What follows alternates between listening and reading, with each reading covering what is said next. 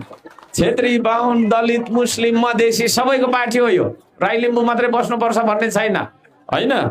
त्यसले गर्दाखेरि आउनुहोस् यहाँनिर यो सदस्यता लिनुपर्छ, पदमा नि बस्नुपर्छ, काम गर्नुपर्छ, उम्मेदवारी पनि दिनुपर्छ, जित्नु पनि पर्छ।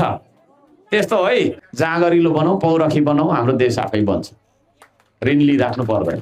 त्यो मैले चाहिँ के सोचेको थिएँ भन्दाखेरि एउटा अब तर थुप्रै सोचेको थिएँ, सबै छ समयले नपुग्दो रहेछ, पैसा नहुँदो रहेछ भन्दाखेरि माथि धमिलो पानी लगाइदिने, अनि बालुवा, अनि कोइला, अनि बालुवा, अनि कोइला, अनि गिट्टी बालुवा कोइला यसरी प्राकृतिक रूपमा छान्दै ल्यायो भने खोला पनि हामीले मजाले छान्न सक्छौँ क्या।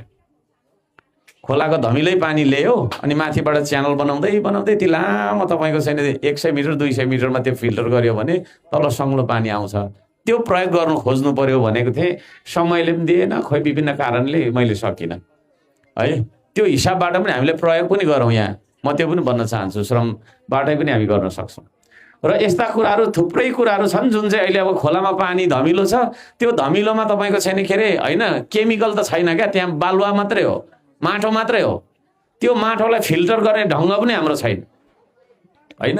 त्यहाँ उद्योगबाट निस्किएको विभिन्न खालका तेल जन्य कुरा, रसायन जन्य कुरा त छैन नि, त्यहाँ माटो मात्रै हो क्या। माटोमाथिबाट पहिरो भत्कियो, त्यो माटोले मात्रै धमिलो भएको। त्यो धमिलो पानीलाई छानेर खानेसम्मको हाम्रो छैन के अरे होइन ऊ भएन। त्यसले गर्दाखेरि त्यसतर्फ पनि हामी ध्यान दिन्छौँ र खानेपानीको बारेमा पनि हामीले चाहिँ नि अब उताको पानी ल्याउने भन्ने कुराहरू पनि भएको छ। त्यो पानी यतासम्म पनि आउँछ, उतै के अरे सेउती पारी मात्रै खानुपर्छ भन्ने चिज होइन, त्यो पनि छ। र अब थुप्रै अरू अन्य कुराहरू पनि छन् जुन हामी गर्दै जाउँला। म सबैजनालाई भन्न चाहिँ के चाहन्छु भने यहाँ अब खेती किसानी गर्ने ठाउँ हो पानबारी, त्यसले गर्दा मलाई चाहिँ मन पनि पर्छ यो मकैको होइन उहरू देख्छु। यहाँ अघि आउँदा आउँदै निधारमा अम्बक ठोकियो है, कामना गर्छ अर्कोचोटि आउँदा इस्कुस ठोकियोस् इस्कुस होइन फर्सीहरू ठोकिनुपर्छ, खानेकुरामा ठोकिनुपर्छ क्या। खानेकुरै छैन हाम्रो होइन, छ त छैन। त्यसले गर्दाखेरि खानेकुरा थुप्रो उत्पादन गर्ने ठाउँ हो यो। त्यसले गर्दा पनि मलाई चाहिँ मनपर्छ पानबारी, यो माथिल्लो ठेङ्गाबारी लगायतका ठाउँहरू। अब यी ठाउँहरूमा कृषिको विकासका लागि पनि हामी जोड दिन्छौँ, काम गर्छौँ।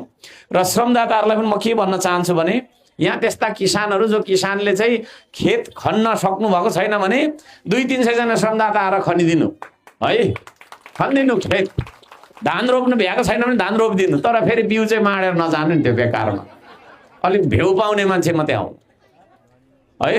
रहर गऱ्यो अनि लास्टमा एक डोको बिउ होइन रोप्नु पर्नेमा आधी डोको मात्रै बोकेर आधी डोको चाहिँ बिउ तपाईँको छैन धानको बिउ दलेर गयो भने